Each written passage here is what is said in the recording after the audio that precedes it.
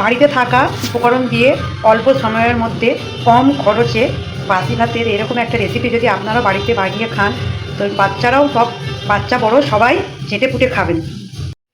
Hello বন্ধুরা, তো দেখুন আমার রাত্রে এতগুলো ভাত বেশি হয়ে গেছে।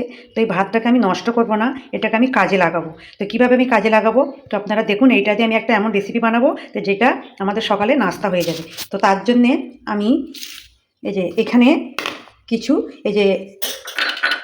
এই যে কাপটা নিয়েছি, এবার আমি হাফ কাপ মসুর ডাল নিয়েছি, হাফ কাপ মুগ ডাল, আর আমি কিছুটা মটরশুঁটি নিয়েছি। এগুলোকে একত্রে আমি একসঙ্গে পরিষ্কার করে ধুয়ে নেব। গ্যাসে একটা কড়া বসিয়ে দিলাম।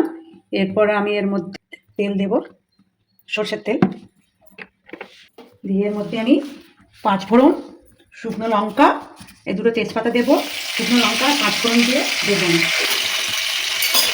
দিয়ে একটু নেড়ে নিয়ে তারপরে এর মধ্যে আমি পেঁয়াজ কুচি দিয়ে দেবো।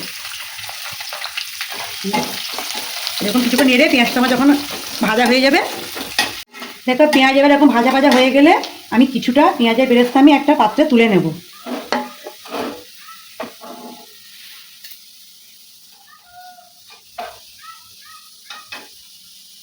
তুলে নিয়ে এই বাকি পেঁয়াজগুলোর মধ্যে আমি একটা মিডিয়াম সাইজের টমেটো কুচি দেবো,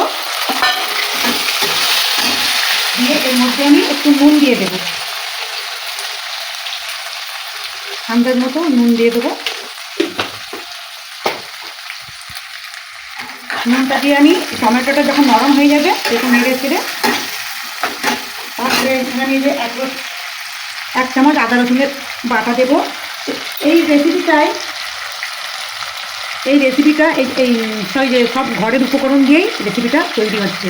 দেখুন এতে হলুদ গুঁড়ো, লঙ্কা গুঁড়ো, এই কাশ্মীরি লঙ্কা, জিরে, ধনে সব একসঙ্গে দিয়ে আমি মশলাটাকে ভালো করে আমি কষিয়ে নেব।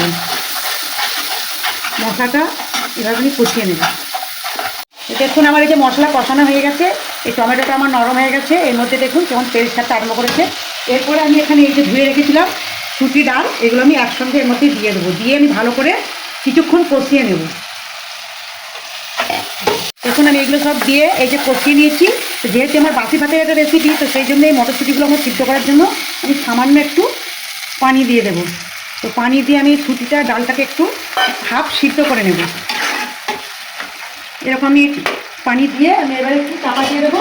চাপা দিয়ে আমি গ্যাসটাকে একটু কমিয়ে দেবো। আমি কিছুক্ষণ পর আবার ফিরে আসছি। দেখুন এবার কিছুক্ষণ পর ফিরে এলাম। কালারটা যা হয়েছে না, দারুণ। তো বন্ধুরা আপনারা এরকম কম খরচে বাসি ভাতকেও ফেলে দেবেন না, এরকমভাবে আপনারা কম খরচে একদম সুন্দর রেসিপি তৈরি করে নেবেন। তো এইপর আমি এই ভাতটার মধ্যে দিয়ে দেবো, দিয়ে আমি এটাকে আবার একটু কষিয়ে নেব সুন্দর করে, যাতে সব মশলাগুলো মাখা হয়ে যায়। এর সঙ্গে সুন্দর করে কষিয়ে আমি আরেকটু পানি দিয়ে দেব। আমার এই যে খুব সুন্দরভাবে যে কষানো হয়ে গেছে, এবার এর মধ্যে আমি আরেকটু পানি দিয়ে দেব,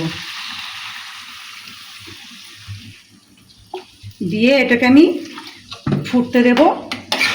আমি আবার 5 মিনিট ফুটিয়ে 5 মিনিট পর আবার ফিরে আসছি। তো দেখো আমার এই যে বাসি ভাতের রেসিপি কি সুন্দর রেডি হয়ে গেছে। এবার আমি সবশেষে এর মধ্যে এই যে আমি পেঁয়াজের বেরেস্তা করে রেখেছিলাম, এই বেরেস্তাটা আমি দিয়ে দেব, দিয়ে এর মধ্যে আমি ধনে পাতা কুচি দিয়ে দেব, আর সবশেষে দেব 1 চামচ ঘি। আপনারা চাইলে দিতেও পারেন, আর না থাকলে নাও দিতে পারেন। আর ধনে পাতা নাও দিতে পারেন, ধনে পাতাটা আমার গাছের বাগানের বলে সেই জন্য আমি দিলাম। দূরে বাজার থেকে আনতে হলে সময় লেগে যেত, তার দিতাম না। তো দেখুন আমার কি সুন্দর। তো এইভাবে আমি এবার চাপা দিয়ে রেখে দেবো, যখন সার্ভ করবো আপনাদেরকে আমি দেখাবো। বন্ধুরা কি সুন্দর আমার হয়েছে বাসি ভাতের রেসিপি। তো এটার আমি কী নাম দেবো ভেবে পাচ্ছি না। তো এই দেখুন আমি সার্ভ করে দেখাচ্ছি। আপনারা দেখে একটা নাম ঠিক করে বলুন, কমেন্টে জানাবেন যে এটার কী নাম দেয়া যায়। তো আপনারা এইভাবে ডিম ভেজে বেগুন ভাজার সঙ্গেও খেতে পারেন, অথচ এমনিও খেলে খুব সুস্বাদু, দারুণ টেস্টি খাবার একটা এটা। আপনারা বাড়িতে করে অবশ্যই খেয়ে দেখবেন আর জানাবেন কেমন হয়েছে। তো আমি আপনাদের কমেন্টের আশায় রইলাম। প্লিজ কমেন্ট, লাইক, শেয়ার অবশ্যই করবেন।